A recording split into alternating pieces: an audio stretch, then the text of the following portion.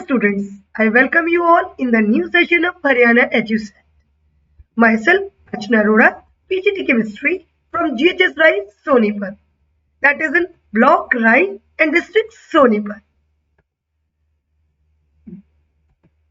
Dear students, we are dealing with aldehydes, ketones and carboxylic acids in the last videos, and this is now the next video of this chapter. Topics to be covered in this video will be nomenclature of carboxylic acids, preparation of carboxylic acids, structure of carboxylic acids, then physical properties of carboxylic acids, and lastly acidic nature of carboxylic acids. Dear students, nomenclature of carboxylic acids की तरफ हम पढ़ते हैं सबसे पहले, और इसमें मैं आपको बताना चाहूंगी कि जो कॉमन नेम्स होते हैं इस कार्बोक्सिलिक एसिड्स के, जो कॉमन नेम्स होते हैं, कहीं ना कहीं इनके जो ओरिजिनेशन है, जो ओरिजिनेट होते हैं जहां से, वहां से कहीं ना कहीं जनरेट हुए। तो मैं कह सकती हूँ कि लाइक हम पहले जैसे बात कर रहे हैं फॉर्मिक एसिड की, तो फॉर्मिक एसिड जो है वो कहाँ प्रेजेंट होता है, हमें सबको पता है कि आंट के स्ट्रिंग्स में प्रेजेंट होता है, और आंट का जो लैटिन वर्ड है फॉर्मिका, जिसकी वजह फॉर्मिका से ही ये फॉर्मिक एसिड का नाम जनरेट हो। इसके बाद मैं बात करूंगी कि इसको, इस पर्टिकुलर कंपाउंड को हम एसिटिक एसिड बोलते हैं, जहाँ 2 कार्बन आ जाते हैं, और acetic acid is present in vinegar, you all know that, and that vinegar का जो लैटिन वर्ड है दैट इज एसिटम, जिससे इसका एसिटिक एसिड नेम जनरेट। इसके बाद सिमिलरली हम बात करें ब्यूटरिक एसिड की, तो ब्यूटरिक एसिड भी बटर से कनेक्टेड है, और बटर का दूसरा नाम होता है ब्यूटीरम, इसीलिए इसका ब्यूटरिक एसिड कनेक्ट हो गया। इसके बाद वैलेरिक एसिड की बात करते हैं, इसका प्रॉपर नेम है वैलेरिक एसिड, कॉमन नेम, और ये वैलेरियन प्लांट से जनरेट हुआ है, तो इसीलिए इसको valeric acid. Now come to the IUPAC naming. IUPAC naming में सबसे पहले मैं आपको बताना चाहूंगी कि कार्बोक्सिलिक एसिड का जो सफिक्स होता है वो ओइक एसिड, मतलब नेमिंग जो है वो ओइक एसिड से एंड होती है। तो सबसे पहले बात आती है जहां पहला कंपाउंड या पहला जो मेंबर होता है वो होता है 1 कार्बन सेट, क्योंकि ये जो फंक्शनल ग्रुप होता है इसमें इटसेल्फ भी 1 कार्बन होता है, इसीलिए इसमें स्टार्टिंग कहां से होती है HCOH, और 1 कार्बन वाले को जैसे कि आपको पता है मीथेन से अटैच करते हैं, और इसका सफिक्स होता है ओइक एसिड, तो इसका नाम पड़ा मिथेनोइक एसिड। नेक्स्ट की बात करते हैं, यहाँ 2 कार्बन एटम आ रहे हैं, 2 कार्बन से बनता है हमारा चेन इथेन, और क्योंकि इसमें कार्बोक्सिलिक एसिड ग्रुप है इसलिए इथेनोइक एसिड बोला जाएगा। अगेन थर्ड पे आते हैं हम, तो ब्यूटेनोइक एसिड, 3 और 1 4 कार्बन एटम है इसमें, जो फंक्शनल ग्रुप का जो कार्बन है उसको भी काउंट किया जाता है, इसीलिए इसका नाम पड़ा ब्यूटेनोइक एसिड। लाइक सेम इसी प्रोसेस से इसका नाम पड़ा पेंटेनोइक एसिड, 4 और 1 5 कार्बन एटम। अब बात करते हैं हम थोड़े से कॉम्प्लेक्स कंपाउंड्स की। आप देखिए ये बोर्ड लाइन नोटेशन के थ्रू हमें दिखा रखा है कि ये फर्स्ट कार्बन के साथ तो अपना कार्बोक्सिलिक एसिड ग्रुप अटैच्ड है, सेकंड कार्बन के साथ आपका अमाइन ग्रुप अटैच्ड है, अमीनो ग्रुप, और 3 और 1 4 कार्बन एटम पूरे पेरेंट चेन में इसमें है, तो इसका नाम जो पड़ेगा वो क्या पड़ेगा, सेकंड कार्बन के साथ अमीनो ग्रुप अटैच्ड है इसलिए 2 अमीनो, और total number of carbon atoms in parent chain is 4, इसलिए ब्यूटेनोइक एसिड। नेक्स्ट कंपाउंड की बात करते हैं, तो देखिए आप इसके सेकंड पोजीशन पर मिथाइल ग्रुप अटैच्ड है, ये जो बॉन्ड लाइन नोटेशन में इसको मिथाइल ग्रुप कहा जाता है, और देन थर्ड पर आपका यहाँ कीटो ग्रुप अटैच दिख रहा है, जिसको ऑक्सो से जब हम उसका प्रीफिक्स लेते हैं तो ऑक्सो लेते हैं। और अगर हम बात करें फोर्थ कार्बन एटम की, तो इसको बोलेंगे हम अगेन मिथाइल ग्रुप अटैच्ड। तो बच्चों इसका नेमिंग किस तरह से हम देंगे, 2 2,4 डाइमिथाइल, क्योंकि 2 पोजीशन पर भी मिथाइल ग्रुप अटैच्ड है और 4 पोजीशन पर भी मिथाइल ग्रुप अटैच्ड है, इसलिए 2,4 डाइमिथाइल। और क्योंकि थर्ड पोजीशन पर कीटो ग्रुप अटैच्ड है जिसका प्रीफिक्स होता है ऑक्सो, तो 3 ऑक्सो और total number of carbon atoms are 5, that's why pentanoic. तो इस तरह से मुझे लगता है आपको बहुत सिंपल फील हो रहा होगा और नोमेनक्लेचर बहुत ज्यादा टफ नहीं। नेक्स्ट हम एरोमेटिक कंपोनेंट्स की बात करेंगे, कंपाउंड्स की। तो एरोमेटिक कंपाउंड्स में हमें सबसे पहले ये देखना होता है कि जो पेरेंट मेन जो फॉर्मूला है उसमें क्या अटैच है। तो ये बेंजीन के साथ COH ग्रुप अटैच होने की वजह से इसे हम मेन कंपाउंड क्या ले लेंगे, बेंजोइक एसिड। और बेंजोइक एसिड में क्योंकि सेकंड पोजीशन पर क्लोरो ग्रुप अटैच है और फोर्थ पोजीशन पर ब्रोमो अटैच है, और वही नोमेनक्लेचर लेते वक्त हम थोड़ा अल्फाबेटिकल ऑर्डर का भी एक रूल का ध्यान रखते हैं। तो 4 bromo 2 chloro benzoic acid. Again यहां पर देखिए नेक्स्ट कंपाउंड में नेक्स्ट मेंबर देखिए, इसमें 3 पोजीशन पर आइसोप्रोपाइल अटैच है, इसलिए 3 आइसोप्रोपाइल और पेरेंट कंपाउंड तो बेंजोइक एसिड है। तो इस तरह से आप लोग नोमेनक्लेचर कर सकते हैं। नोमेनक्लेचर ऑफ कार्बोक्सिलिक एसिड में अब हम ध्यान रखेंगे टाइप्स ऑफ कार्बोक्सिलिक एसिड की, लाइक हम नंबर ऑफ कार्बोक्सिलिक एसिड्स को भी क्लासिफाई कर सकते हैं उसके बेस पे भी। तो देखिए जहां दो कार्बोक्सिलिक एसिड ग्रुप अटैच्ड होते हैं डायरेक्टली, उसको हम कॉमन नेमिंग में तो ऑक्सिलिक एसिड बोलते हैं, और क्योंकि दोनों में ही एक कार्बन अटैच है इसलिए इथेन, और दोनों पोजीशन पर है इसलिए डाइओइक एसिड, तो इथेन डाइओइक एसिड भी इसको बोलते हैं। इसके बाद अगर हम इस कंपाउंड की बात, इस मेंबर की बात करें, तो इसको कॉमन नेमिंग में मेलोनिक एसिड कहते हैं, परंतु अगर हम वैसे इसका नाम दें तो ये 3 कार्बन एटम से अटैच्ड है, इसलिए और फर्स्ट और थर्ड कार्बन पर कार्बोक्सिलिक एसिड अटैच्ड है, इसलिए propane 1,3 dioic acid. Again di carboxylic acid में ही चौथा नंबर आता है, तीसरा नंबर आता है सक्सेनिक एसिड का, और अगेन 2 और 4 पोजीशन पर 1 और 4 पोजीशन पर कार्बोक्सिलिक एसिड अटैच्ड है, इसलिए 1 ब्यूटेन 1,4 डाइओइक एसिड।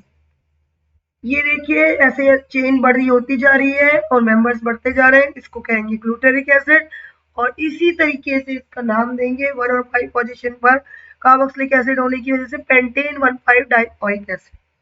और ये बहुत ही कॉमन पॉलीमर्स में यूज होने वाला एडिपिक एसिड, और वही हेक्सेन 1,6 डाइओइक एसिड इसका नाम देंगे।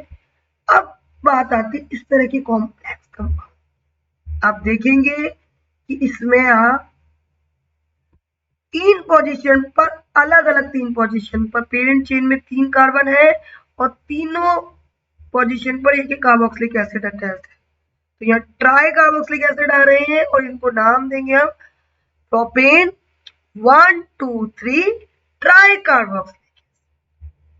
तो यहाँ डाई की जगह क्या आ गया, ट्राई कार्बोक्सिलिक एसिड आ गया, और इस तरह से इनकी नेमिंग दी। स्टूडेंट्स अब हम बात करते हैं कि कार्बोक्सिलिक एसिड प्रिपेयर कैसे। इनको प्रिपेयर करने के बहुत सारे तरीके हैं, जिनमें से जो फर्स्ट प्रिपरेशन का मेथड है वो है primary alcohols and aldehydes. Primary alcohols और एल्डिहाइड्स से कैसे हम कार्बोक्सिलिक एसिड बना सकते हैं, उसके लिए हम जो ऑक्सीडाइजिंग एजेंट यूज कर सकते हैं वो है KMnO4, basic KMnO4, alkaline KMnO4 की मतलब कह सकते हैं आप इसे, या एसिडिफाइड पोटेशियम डाइक्रोमेट या क्रोमिक एसिड की प्रेजेंस में आप कर सकते हैं। किस तरीके से काम करते हैं ये देख लेते हैं। जब हम प्राइमरी अल्कोहल एल्कलाइन KMnO4 की प्रेजेंस में काम रिएक्ट करता है तो ये सीधा ऑक्सीडाइज होकर के क्या बना देता है, कार्बोक्सिलिक एसिड बना देता है। और सिमिलरली जब हम एल्डिहाइड्स को एसिडिफाइड पोटेशियम डाइक्रोमेट के थ्रू करते हैं तो वो भी कार्बोक्सिलिक एसिड में कन्वर्ट हो जाते हैं। तो एल्डिहाइड्स और अल्कोहल्स किस तरह से कार्बोक्सिलिक एसिड में कन्वर्ट होते हैं और ये कौन से ऑक्सीडाइजिंग एजेंट यूज करते हैं आपको बता दिया गया है। एक एग्जांपल के नाम पर देख लेते हैं हम कि हमने ले लिया इथेनॉल। इथेनॉल जब काम करता है एसिडिफाइड पोटाशियम डाइक्रोमेट या एल्कलाइन KMnO4 की प्रेजेंस में, तो पहले एक एल्डिहाइड में कन्वर्ट करता है और फिर उसके बाद दोबारा से हम जब ऑक्सीडाइज करते हैं स्टेप बाय स्टेप तो ये कार्बोक्सिलिक एसिड में कन्वर्ट करता है। तो कार्बोक्सिलिक एसिड और ऑल्सो देखो ये तो ऑक्सीडाइजिंग एजेंट है ही, परंतु कार्बोक्सिलिक एसिड जो है एल्डिहाइड से किसी और रिएजेंट के थ्रू भी बन सकते हैं जो कि माइल्ड ऑक्सीडाइजिंग एजेंट्स हैं, लाइक टॉलेंस रिएजेंट और पेयरिंग सॉल्यूशन, इन दोनों के थ्रू भी हम कार्बोक्सिलिक एसिड बना सकते हैं। इसके बाद बात करेंगे हम alkyl benzenes. Carboxylic acid alkyl benzene से कैसे बनते हैं। सबसे पहले आपको मैं बताना चाहूंगी कि बहुत ही ज्यादा विगरस ऑक्सीडेशन होता है एल्काइल बेंजीन का, किसकी प्रेजेंस में, या तो क्रोमिक एसिड की प्रेजेंस में या एल्कलाइन KMnO4 की प्रेजेंस में। और ये रिएक्शन कैसे होती है, देखिए एल्काइल बेंजीन हमने यहाँ पर टॉलिन ले लिया है, जब हम इसका एल्कलाइन KMnO4 के साथ रिएक्शन करते हैं तो ये ऑक्सीडाइज होके क्या बना देता है, अपना बेंजोइक एसिड बना देता है। और यही अगर हम थोड़ा सा दूसरा ब्रांच एल्काइल बेंजीन ले लेते हैं तो उसमें भी ये ऑक्सीडाइज होकर के क्या बना देता है, बेंजोइक एसिड बना देता है। तो प्राइमरी और secondary alkyl groups are oxidized in this manner while tertiary group is not affected. तो प्राइमरी और सेकेंडरी एल्काइल ग्रुप्स को ऑक्सीडाइज करके हम बेंजोइक एसिड या कार्बोक्सिलिक एसिड बना सकते हैं, बट टर्शियरी ग्रुप में इस तरह से कोई रिएक्शन नहीं होती है। Now next preparation is from nitriles and amides. Nitriles means cyanides.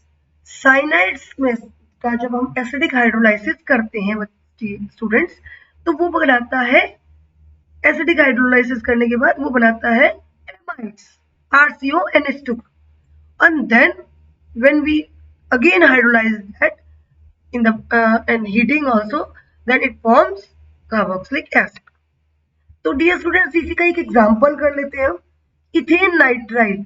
जब इसका एसिडिक हाइड्रोलाइसिस करते हैं तो ये बनाता है आपका ethane amide, same number of carbon atoms के साथ ही, and then again heating in the hydrolysis चलता है तो इसी को हम क्या कन्वर्ट कर देते हैं, इथेनॉइक एसिड में कन्वर्ट।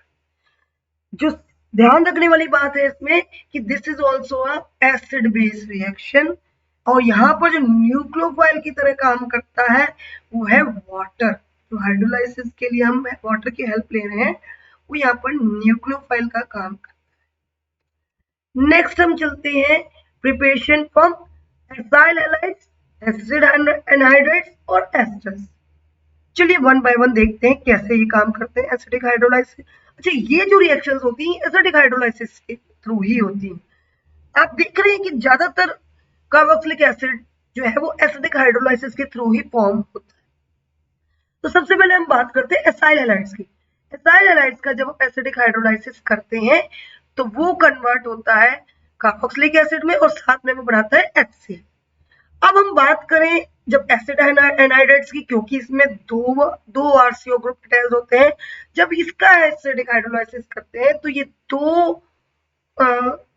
जो है दो कार्बोक्सिलिक एसिड एक साथ जनरेट करता है। इसके बाद बात करें अगर हम एस्टर की और इसका हाइड्रोलाइसिस करें तो ये कार्बोक्सिलिक एसिड के साथ साथ एल्कोहल भी देता है।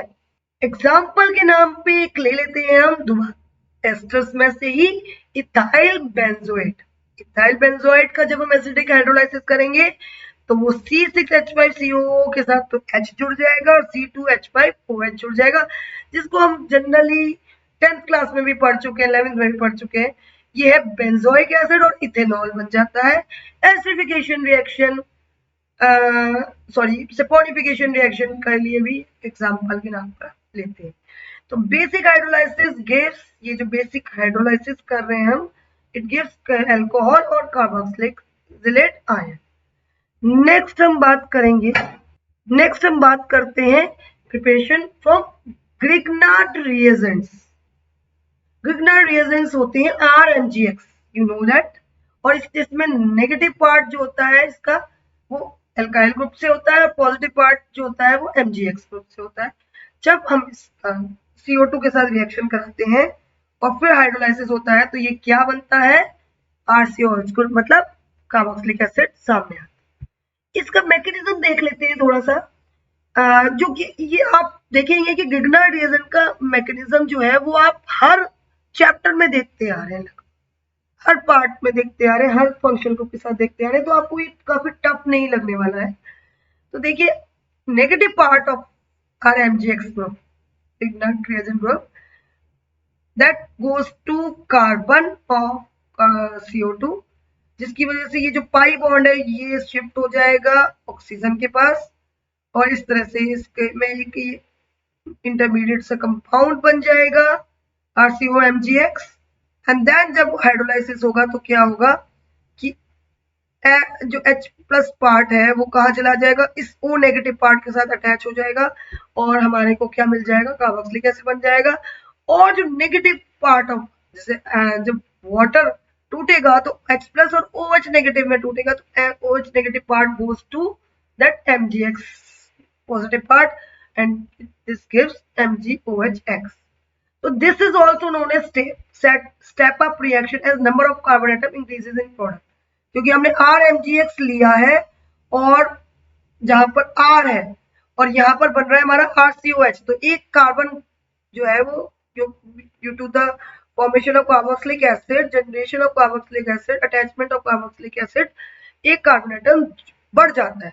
तो this is known as step up reaction. एक कार्बन एटम बढ़ने की वजह से इसे स्टेप अप रिएक्शन कहेंगे। एग्जांपल के नाम पर ले लेते हैं, ethane magnesium chloride when reacts with CO2 it gives propanoic acid. देखिए इथेन से क्या बना, प्रोपेनोइक एसिड। तो this is known as step up reaction.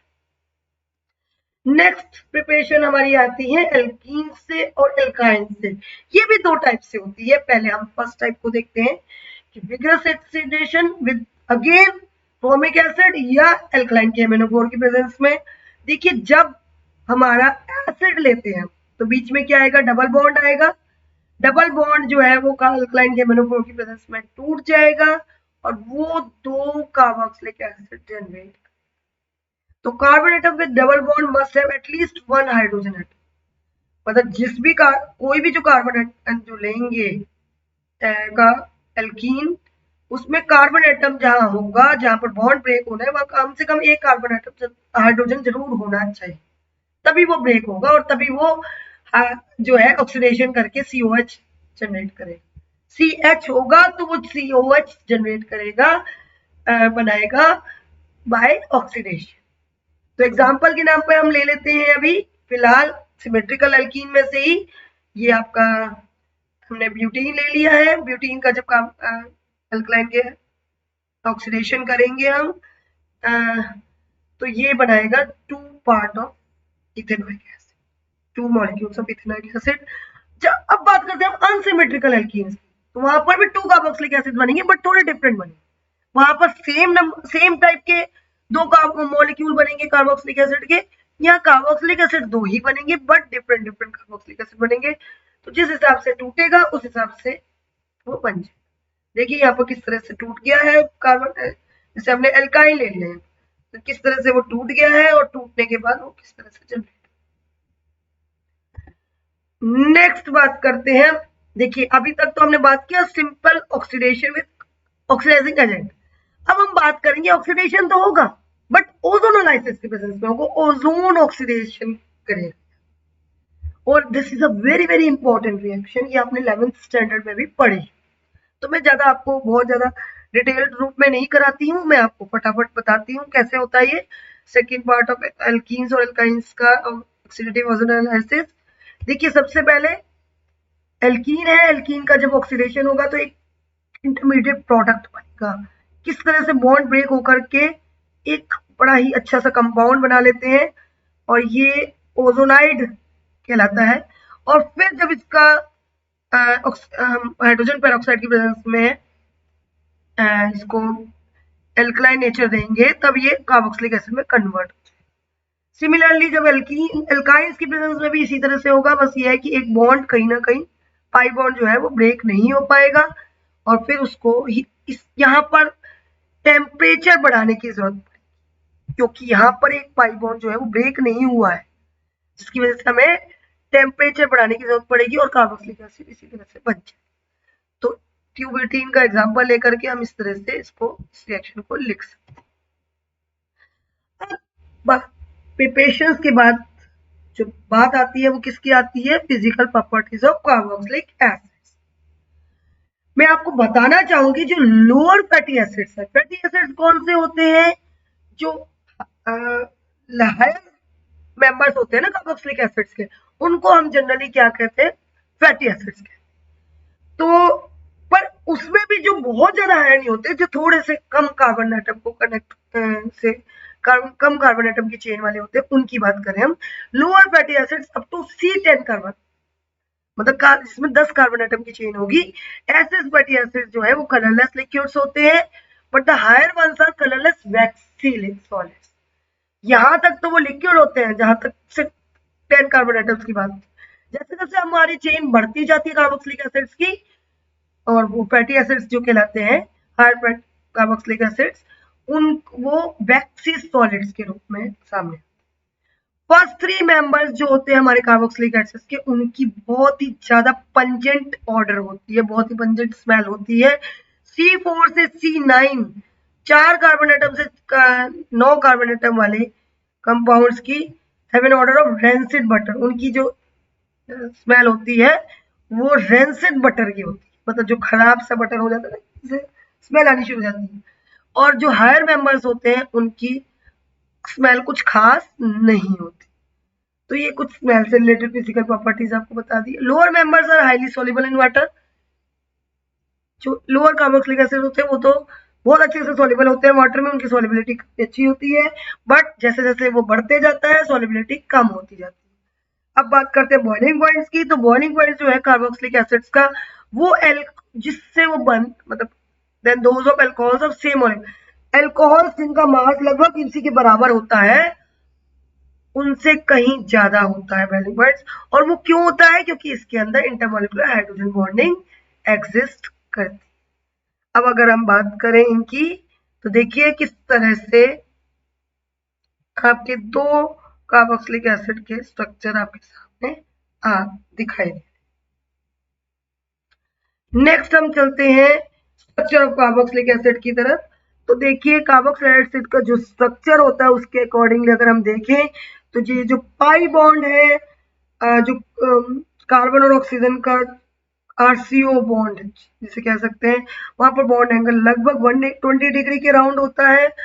और जो बॉन्ड लेंथ होती है वो कार्बन और ऑक्सीजन की COH बॉन्ड के अंदर जो CO बॉन्ड होता है उसकी 1.382 एंगस्ट्रॉम के बराबर होती है। मतलब कितनी हायर बॉन्ड कितनी लोअर बॉन्ड लेंथ होती है।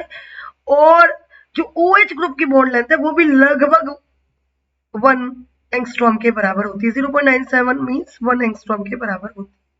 तो बॉन्ड लेंथ मेंशन जो है ये फॉर्मिक एसिड का एग्जांपल लेकर के है।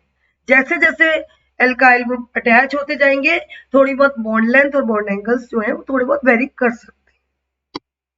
यहाँ पर जो है दो रेजोनेटिंग स्ट्रक्चर्स कार्बोक्सिलिक एसिड के शो करके, आपको मैं बता दूं कि जैसे कार्बोक्सिलिक, ये जो ऑक्सीजन होता है इसमें 2 लोन पेयर होते हैं, इनमें से एक लोन पेयर जो है वो पाई बॉन्ड बनाने के हेल्प करता है, जिसकी वजह से यहाँ पर प्लस चार्ज आ जाता है। और क्यों, उसकी वजह से ये वाला जो बॉन्ड है CO बॉन्ड, जो पाई बॉन्ड है, वो शिफ्ट हो जाता है यहाँ पर, और यहाँ पर नेगेटिव चार्ज। तो ये इस तरह से किस तरह से रेजोनेटिंग स्ट्रक्चर एग्जिस्ट करते हैं, किस तरह से बॉन्ड शिफ्ट होता है, ये आपको शो कर रखा है इसके अंदर। नेक्स्ट हम बात करेंगे acid nature of carboxylic acids की। तो मैं आपको बताना चाहूंगी कि कार्बोक्सिलिक एसिड जब वाटर के साथ रिएक्ट करते हैं तो ये क्या होता है, एक ये रिवर्सिबल रिएक्शन होती है। और ये जो इसका जो, जैसे अभी हमने रेजोनेटिंग स्ट्रक्चर्स में पढ़ा, तो ये जो H है ये बॉन्ड टूट के यहाँ पर आ जाता है और H3O+ बना लेता है, जिसकी वजह से यहाँ पर माइनस चार्ज आ जाता है। देख रहे हैं आप, ये कार्बोक्सिलेट आयन शो कर रखा है, कार्बोक्सिलेट आयन शो कर रखा है। अब जब आप नेक्स्ट रेजोनेटिंग स्ट्रक्चर में क्या हो सकता है इसके, कि ये नेगेटिव चार्ज जो है वो शिफ्ट हो जाएगा यहाँ पर, जिसकी वजह से यहाँ पर डबल बॉन्ड आ जाएगा और क्योंकि वो पाई बॉन्ड यहाँ आने की वजह से इस वाला ये जो वाला जो पाई बॉन्ड है वो शिफ्ट हो जाएगा यहाँ पर और यहाँ नेगेटिव चार्ज। नेक्स्ट में क्या हो सकता है, उल्टा हो सकता है कि ये वाला नेगेटिव चार्ज जो है ये यहाँ पर शिफ्ट होकर के डबल बॉन्ड क्रिएट कर दे और ये डबल बॉन्ड शिफ्ट होकर के यहाँ नेगेटिव चार्ज। तो आप देख रहे हैं कि किस तरह से ये जो डीलोकलाइजेशन ऑफ नेगेटिव चार्ज और डबल बॉन्ड है तो वो इस तरह से ये आपका जो प्रॉपर रेजोनेटिंग स्ट्रक्चर है दोनों का मिक्स है हाइब्रिड स्ट्रक्चर वो यहाँ शो कर रहा है।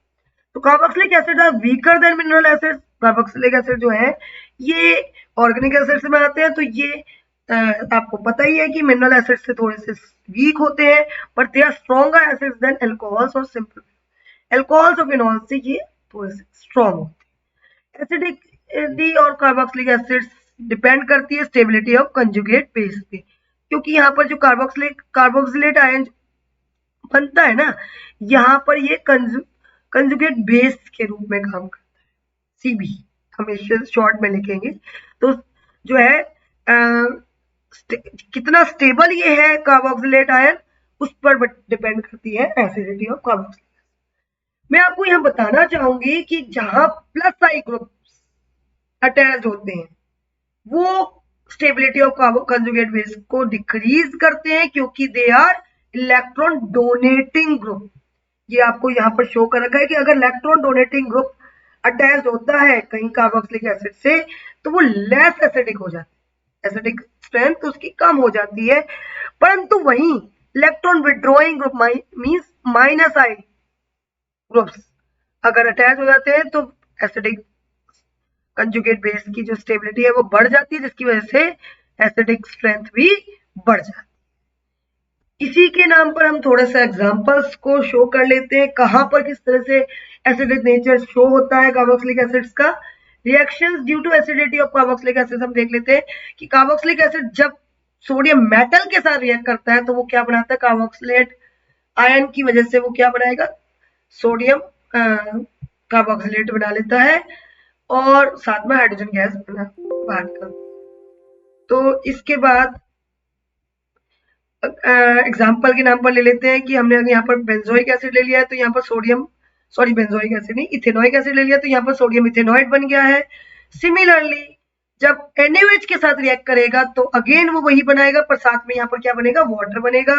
यहाँ पर भी हमने प्रोपेनोइक एसिड ले लिया है तो यहाँ पर क्या जो प्रोडक्ट सामने आया सोडियम हाइड्रोक्साइड के साथ रिएक्ट करने के बाद तो ये एक जनरल का एसिडिक नेचर वाली रिएक्शन हमने शो कर दी है, यहाँ पर सोडियम प्रोपेनोइड।